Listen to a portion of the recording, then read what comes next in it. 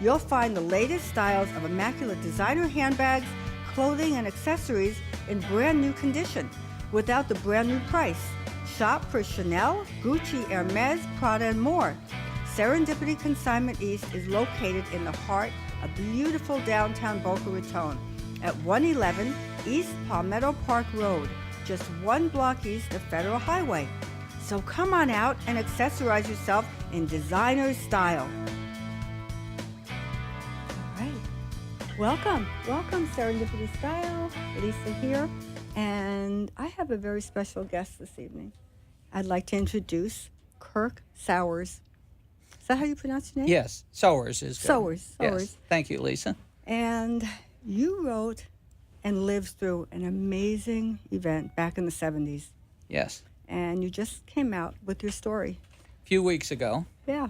And I wanted you to just share with me a little bit of the beginning, Okay. the middle, and the end of All what right. you went through.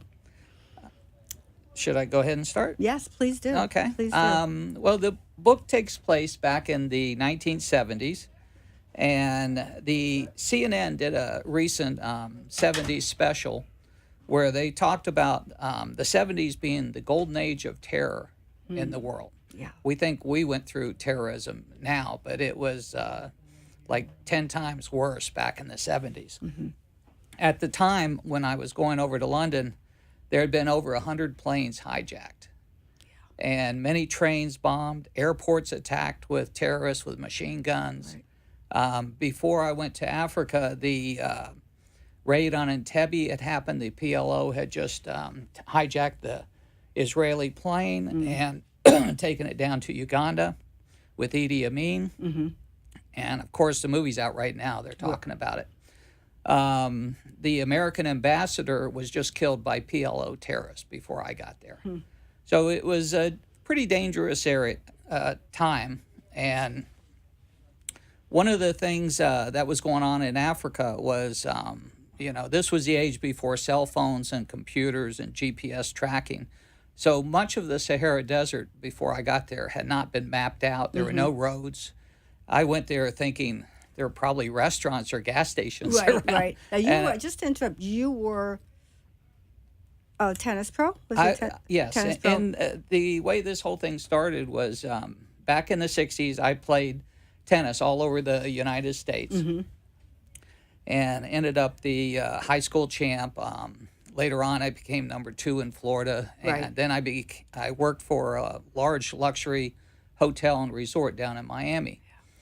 So I'm teaching celebrities, a lot of famous people, mafia people were flying in with their girlfriends. Really? Oh, that must have been, that was an exciting It event. was an exciting time. Yep. The drug cartels were just forming. There you go.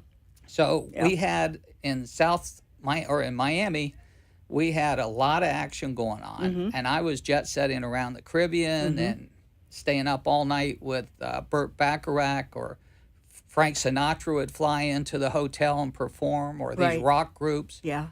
And they'd give me free dinners, free tickets to the show. I'd bring girls and go backstage and party and everything. Yes. So I got into a position, especially with this rich Middle Eastern guy. His family were billionaires over in the Middle East.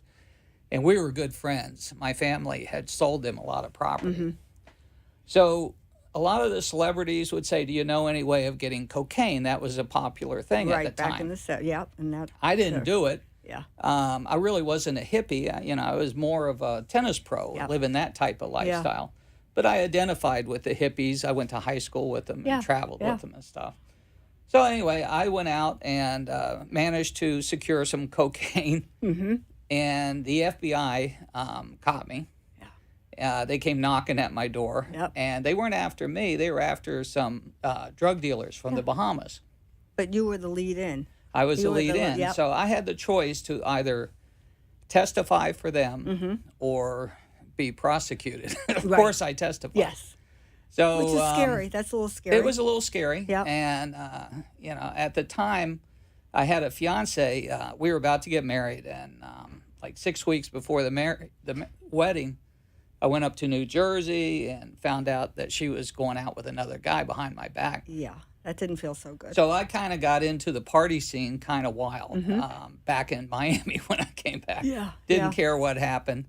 Yeah, after the FBI had me testify in court, I came back, and my friend from the Middle East and I went out to a nightclub that we went to quite often. One of the drug deals had happened there. Yeah. And one of the bouncers approached us at the bar and said his friend had just been offered $500 to harm me pretty good. Really? So Oh, wow. I went back to the house. I'm not sure what to do. Right. My Middle Eastern friend said, you can't go back to that Yeah. apartment. They're going to be watching you. Oh, So I said, well, I just gone out with a famous Broadway singer, right. and she invited me out to Las Vegas. So I was thinking about going to Vegas, and I was thinking Vegas is probably where you'd get hit more than any other You should have place. gone to Vegas. So, yeah, then I wouldn't have the book. Right. That's you know what? That's true. Right. Yeah. So my Middle Eastern friend owned hotels and properties in London, and he said, since I got you in this situation, he didn't know other people I'd helped out too. Right. He said, why don't you go to London? I'll put you up one of the hotels. So I did. But I ended up there in the middle of winter, a South Florida guy that plays tennis out in the sun, and Yeah. I hated it. Yeah. So I'm hanging out. I'm going to his father's big estate out in Ascot where the racing is. He owns a 100-acre estate out there with horses and stuff, and I'm playing tennis with him. And one of the drivers, this guy has bodyguards and drivers, and one of the drivers had talked to me a little bit about what he was doing, and I found out he was heading down to Africa, going to Rhodesia. His Right. girlfriend was Rhodesian. And I didn't know anything about Rhodesia or Africa. You're a and tennis pro. I was a tennis pro You're in hanging Miami. around, You having know? a good time, hopping all over the Yeah. place. So anyway, I start thinking about it, and I said, "How about if I go to Africa with you? Get away. I hate this cold." Yeah. He goes, "We're going through the Sahara Desert." I said, "I can take 100 some degrees. That's no big deal. I work out in Miami." Right. So he goes, "I don't think so." Well, it took some convincing, Yeah. and $1,000 I had to pay him. And he goes, "We're going to be traveling for like 4 or 5 months." I said, 4 or 5 months? Is that all? Through the desert. I Right. said, "Well, I'm thinking there's roads and there's gas stations to at least get a snack if Yep. there's no restaurants or maybe a hotel or something." Yeah. And boy, was I surprised. So halfway through the desert, I find out I'm with 4 guys, and their girlfriend that are going to fight the rebels in Rhodesia. They're going my to fight in the war. The whites were still trying to contain Yeah. the people, and the people wanted their representation, and Yeah. the whites wouldn't give it to them. And so I ended up in a bad situation with some bad guys. And they influenced me, or they tried to influence me over the 4 months we were together. And I kind of had the feeling they were storing guns in the truck somewhere, that they were coming in with heavy army truck, and it just looked like they were situated to be in a fight, you Yeah. know. Oh, And yeah. I assumed that they didn't tell me they had guns on the truck, but I Right. had this scary feeling that at each border, we could be searched and arrested. Well, we Yeah. got arrested at many borders, and we were thrown in mud huts out in the middle of the desert with nothing. Sometimes we barely made it to, a village. We might go 2 weeks without water. And you did not sign up for this. That had to be very yeah, scary. and for we you. had beans to eat, but I mean, we And you were really alone. You were well, there- just us. Yeah, but I mean, you went in by yourself. Yeah, and I you went with these guys, Yeah. and halfway through the desert, we find abandoned trucks, people broken down. Right. One place we found 3 Australians, and the girl died overnight that we found, and we buried her by a big canyon in the desert. And the 2 guys may have died later on. We took them through the jungles, and by the time we got into the jungles, they hadn't taken the proper medicine, and they got malaria, and were in bad shape when we left them. So we left them with a missionary down there. Yeah. So we traveled through Africa, and right at the last border, I'm with these guys. I get this scary feeling because trucks are lining up in the Serengeti, and all of a sudden I see them inspecting for the first time. Oh boy. Nobody had inspected us yet. Yeah. And so I hitched a ride with a bus that was going the other way, full of Right. tourists, because we were near Kenya and Tanzania, and got away. And the guys were arrested. And there was one friend I forgot to tell you about, this policeman from Italy that we Right. picked up. He was on the run. He had killed some mafia Oh guy my God. in Palermo and decided to take off for Africa for a while. So he was a lot older than me. He was Right. like 10 or 12 years older. Yeah, But yeah. he didn't really associate with much You were of in your us. 20. Were you? In I was 25 Okay. when I left. Okay. So the book goes through what happens in Africa. I'm with the refugee camps. Idi Amin is killing all these people that aren't part of his tribe in Uganda. And Right. I end up in Kigali, Rwanda, and I meet somebody, a journalist down there that is interviewing all the refugees. So I go with her and I meet some people that have gone through this. It's pretty depressing. Yeah. So I finally make it to Nairobi, and I meet a professor there, and he's a tennis player. He finds out I'm a tennis player. Right. And we play tennis at one of the local clubs, and he invites me for dinner. And he's got his daughter there, who's 21 years old, in college in California. Yeah. Her friend is there from California. He talks me into taking them through the Kenya plains and up into Sudan, which is very dangerous Right. country. Exactly. And we wound up in Khartoum after like weeks of travel on barges and Yeah. trains and stuff. And the Arab men were all over these two blonde girls. Wow. And I had to keep fighting them off. And I kept telling them Blondes. not to flirt. Mm-hmm. And, that didn't last long. Yeah. And pretty soon they talked me into going with them to someone's village for lunch. Oh. And next thing we know, we're in a taxi driving out in the middle of the desert. And we wind up at this little palm oasis. Right. And I'm knocked out, drugged or knocked out. I never found out what. And they're taken. They disappear. They're kidnapped. And I'm left in the desert to die. So This is wow. luckily an Arab comes along that's on a camel. I assumed a Tuareg. He picked me up. I remember bits and pieces. It was over a 5-day period I found out that he laid me over a camel. He took me to some village, and I remember a well and him trying to give me water, and I pass out again, and then next thing I'm in at a hitching post with a bunch of donkeys, and I'm just a mess. I've been there 5 days, and I'm totally out of it for 5 days. Yeah. And but from there I'm able to make my way back to the Khartoum.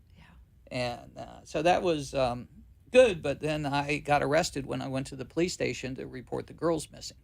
This is So the ambassador in Sudan had just been killed by PLO terrorists. They had raided the embassy there.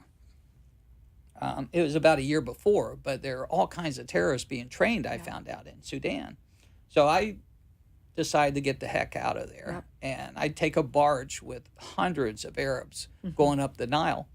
And it's pretty rough going. And then I get up on the rooftop trying to get away from the stench and everything. Right.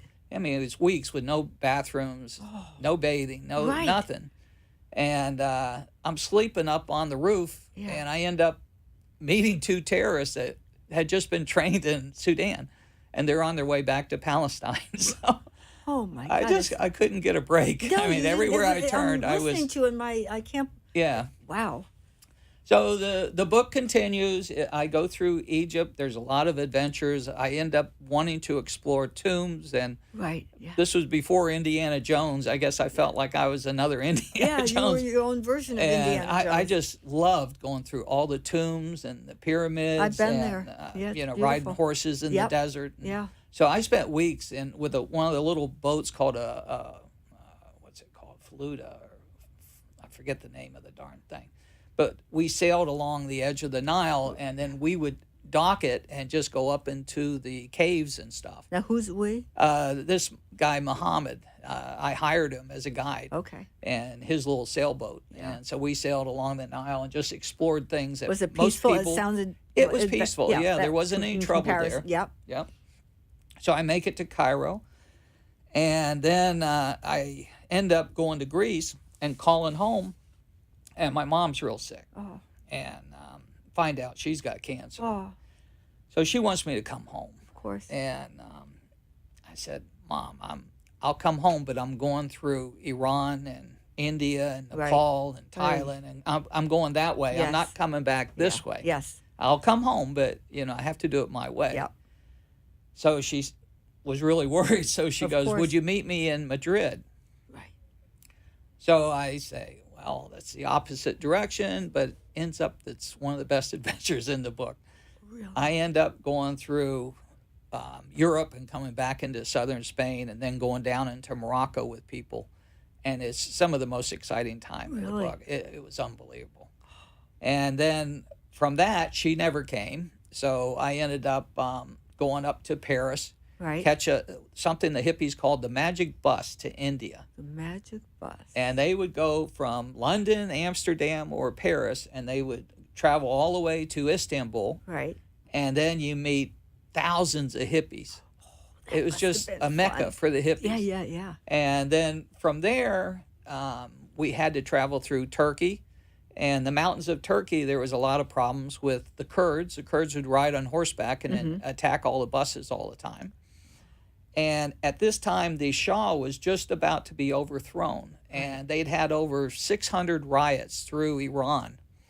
And they had boarded up one of the movie theaters, the Iranians. Right. And they thought they didn't want any Western influence. They didn't like the Americans. Mm-hmm. So the movies represented America. They boarded up the movie theater and killed over 800 people. They burned them. Really?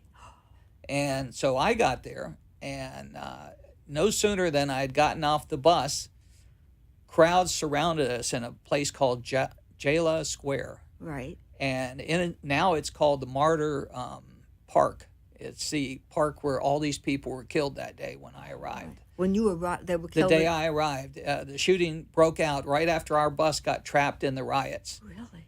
The bus driver couldn't go, so he forced us all off. I was the only American. Right. They spotted me, Oh, and no. a gang of about 15 teenagers surrounded me and Oh no. screaming American. They thought they had somebody to sacrifice right there. Oh no. Yeah. So it's in the book how a Nigerian, this guy from Nigeria was a student there and helped save me. And some of the others, all the others, I don't know what happened to all of them. But You had to move very we quickly. had to move so fast. They were pushing us over the sidewalk. Yeah. They pushed us towards a cafe. And luckily, the owner let us in the cafe and out the back door Right. with the Nigerian who helped us escape. So You are very lucky. we were really lucky. You've been lucky through the whole Yeah. trip. And then, India, Nepal, Thailand, living in Thailand. Right. And then there's a big surprise at the end Ooh, about I know. some things that have been going on. But it was very interesting. I just want to just mention the name of the book. Okay, it's called Love and Death on the Hippie Trail. And as you mentioned to me in the green room, that the book is selling all over the country, all over the world. It's been selling. I'm not advertising, but it's word of mouth, and it's just been out a few weeks, and I get to see where it's sold, the territories. Right. And it was just sold in Great Britain yesterday, Australia, very, New York, very California. exciting. Yeah. It's all over the country. I Yeah. don't know how. Well, like you Maybe said, it's- Facebook. Yeah, it's seriously, it's Yeah. word of mouth. And Yeah. someone, And on my advertising on my page, Kirk Sowers, right. on Facebook, you can see pictures from the book Yeah. that I took and drawings I did during the trip. Wow. And how long did it take you to write? To have I would say, I relived this thing almost every day of my life. that's Parts what you of mentioned. it, You mentioned dreamed that. about it. It's hard to, when you have a boring day at work Right. and you have this kind of thing in your mind, Yep. and you go to sleep, and then all of a sudden you're thinking about, one night I dreamed the lion actually ate me, or, the gorillas got us in the jungles, or, the Tuaregs got us in the mountains, or Are they more nightmares? Or are you just reliving it? some or are nightmares, and some are just if you imagine, you probably saw Lawrence of Arabia. Yes, yes. Lawrence of Arabia shows the desert from Aqaba to Man, Right. around the area of Jordan and Israel and stuff like that. And that little area there, where we traveled, is probably 1,000 times bigger than where Lawrence was over in the deserts over there. So you can imagine the scenery. That scenery in Lawrence of Arabia was beautiful. But every night in my dreams, I'm dreaming of scenery even more spectacular than that. Either being on the plains of the Serengeti in the army truck, and the truck backfires, and a million wildebeest and zebras and stuff stampede around us, and the dust is so high we disappear in a cloud of dust. I was there. I was in Africa. You've been? Yeah, I've been Well, there. then you've seen those things, and it was just so spectacular. Amazing. I know. I know. went there in '06. The architecture too, seeing the Moroccan homes, and seeing the places out in Pakistan and Afghanistan and India. It influenced me. In my heart, I just kind of adopted each country's culture, and just felt that What year I was did you part come of it. back? 79. 79. So 77 you were through actually, 79. Yeah. And then I went back 2 years later. Did you really? Yeah. I made a couple trips. Really? Yeah. And what was the purpose of going back? When you have an experience like the first experience, you just want to recreate it again. Wow. And so wanted I to tried to recreate it. But you that can never recreate what happened in this book. No. No, this was a once-in-a-lifetime thing. And when you shared your story through the years, how was it received? Well, most people thought I was crazy. When I first came back to the U.S., I was so used to, living with Europeans and people that were hippies that had done all these crazy things. Right. So we'd sit at bars and cafes and talk, and I was no different than them. Yep. We'd all had the same experiences, somewhat. And when I came back to the U.S., I remember one of the first times I got back, I'm sitting in a bar talking to some girl, and we drank a few drinks and talk for like hours, and she's asking me more about my stories. Sure. And I'm telling her. And then she looks over at me and she goes, at the end of the night, after a few too many drinks, "You're the biggest liar I've ever met." Really?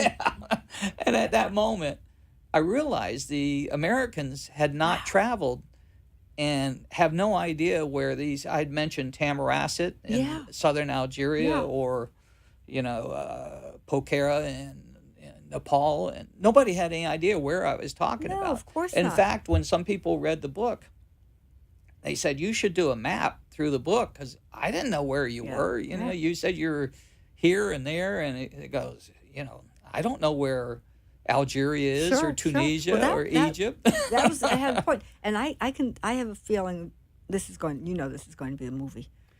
It'll be a movie. It'll be something. I had that feeling because I've dreamed the movie in my head. Yes. And I see it as a movie from when I first go to London and go through Africa and come out at Cairo as the first movie, because it's so long. There's so much stuff there. This is very and then the exciting. next movie would be from Cairo to Greece, back to Spain and Morocco. Yeah. And then the last movie would probably be going from Paris out to India and Nepal. It's called a miniseries. Yeah, and it's funny you mentioned that. I was at a party the other night, and there's all these good-looking people that came in. I'm like, boy, they look like movie stars or something. And they were. Yeah. One guy, the mother introduced me to her son, and he is an award-winning actor and screenwriter and producer of movies. And we got talking, and he wanted me to send him the book out in Hollywood. Why? And so he's just got it. What brought you to that place? With all I was just, it's a neighborhood party. Some people I knew were having a party, and I went over there and got talking. And that was meant to be. So you never know. No, I know. Well, it would be very expensive to do because the scenery would be hard to create. Most of the places that I went are under terrorist control now in Central Africa. Yeah. I took what's called the slave route from northern Africa down to Agadez in Niger. Yeah. And today, all the slave trades are still coming from Central Africa, they travel to Agadez, Right. and then they go through the Sahara, because there is a road there now where there was no road when I was there. And the only thing in the desert are the oil pipelines. I happened to meet some of the first oil explorers down there. And one of their mercenary guards saved us at the border when we were arrested on the border of Algeria and Niger. So, yeah, it was fun. Yeah, I know. You planning to go back anytime in the near future? I wonder, yes. Actually, I took my wife. I got married about 10 years later. Yeah. And took her to India, took her to Egypt, took her to Israel and Greece. And so she found out I really was crazy. But she's a great girl. She's put up with me all these years. And I don't know how she's managed to listen to these stories I tell every night and over and over. Sitting here opposite you, I feel like I'm listening to a movie, a wonderful, amazing story. I'm picking at my fingers. I'm picking my nail polish off because I'm sitting here. It's like, it's very exciting. It really is. Very exciting. I just hope I've been excited by it for 40 years. I just can't get it out of my system. So I just had to write the darn thing. And the name of the book, Kirk Sowers wrote the book, and it's called Love and Death on the Hippie Trail. And you can purchase this on Amazon. It's for sale for $11.95 on Amazon. Yeah. And you can download it on Kindle. I put it up for only $2. So I get people to just, I'm aiming towards a movie more than the book. Yes. But it's a very exciting adventure, and I thank you so much. Thank you. I thank you so much for joining me and sharing your adventure. I appreciate didn't talk it, about Lisa. my handbags. Oh, but that's well, let's okay. do. I just want to tell you, I just got it. This amazing Louis Vuitton, and I'm just showing it very quickly. Very, very quickly. I just got it. It's actually from the same collection, the Palm Springs collection. And you can come Serendipity at 111 East Palmetto Park Road at 561-338-0656. Have a good evening. Thank you. Thank you. Thank you. Wow, what an adventure. Well, that was really nice. Yeah.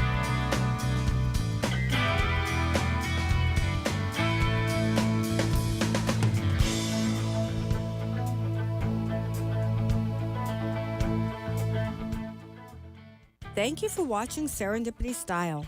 I hope you enjoyed our show tonight, and I look forward to sharing with you again. Please visit Serendipity East, now located at 111 East Palmetto Park Road, Boca, 1 block east of Federal Highway on the north side. See you next week. Have a good evening. The opinions expressed on the preceding sponsored program were strictly those of its host.